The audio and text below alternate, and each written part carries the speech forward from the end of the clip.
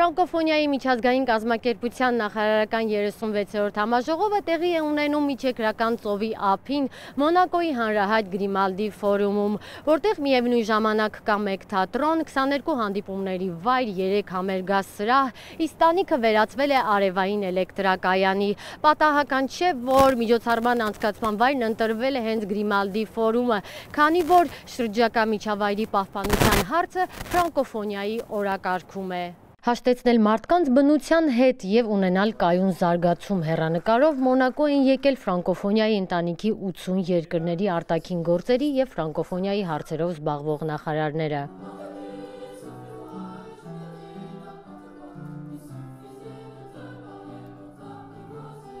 Աշխատանքային քննարկումներից առաջ բեմը Մոնակոյի փոքրիկ երգիչներինն է։ Նրանց ձայնը հնչում է իշխանության գրեթե բոլոր կարևոր միջոցառումներին։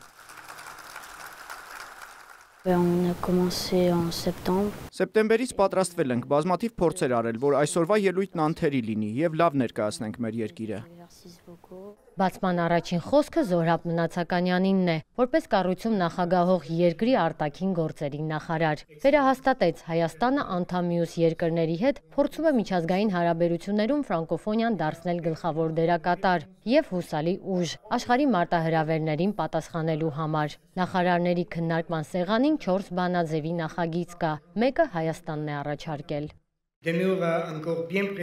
Եթե օրինակ մենք համերաշխ մոտեցում չորդեգրենք գլոբալ տաքացման դեմ պայքարում կամ համերաշխության նույն ոգով մուտք չգործենք դեպի նոր տեխնոլոգիաների ոլորտ, աշխարհի տարբեր տարածաշրջանների բնակչության միջև անհավասարությունն ավելի կմեծանա։ Հայաստանի նախագահությունը ներկայացրել է բանաձևի նախագիծ, ընդգծելով այն փաստը, որ տեխնոլոգիաների զարգացումն ու տարածումը պետք է օգուտ տան մեր ժողովուրդներին, հատկապես կանանց ու երիտասարդներին։ Մենք ուժեղ ենք միասին, քան առանձին, տեսաուղերձով ասաց Մոնակոյի իշխան Ալբերտ II-ը։ Փոքրիկ պետությունը ֆրանկոֆոնիայի անդամ է հիմնադրման օրից, 1970-ից, բայց միայն ֆրանկոֆոնիայի միջազգային կազմակերպության 50-ամյակի նախաշեմին է առաջին անգամ իր տարածքում հյուրընկալում նախարարական հավաքը։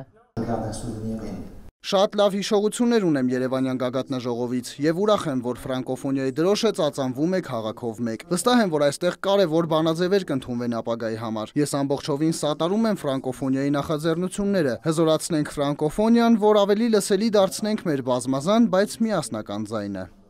Այդ կարծիքին է նաև ֆրանկոֆոնիայի գլխավոր քարտուղար ռուանդացի Լուիս Մուշիկիվաբոն։ Հայաստանի հանդեպ հատուկ վերաբերմունք ունի։ Հենց Երևանում նախորդ տարի ընտրվեց կառույցի ղեկավար։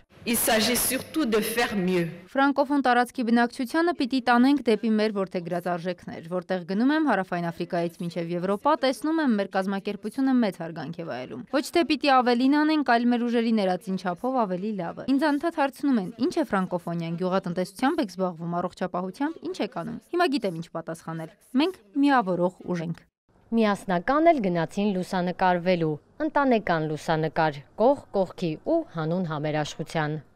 Հասմիկ Առաքելյան, Տիգրան Բաբայան, Մոնակո։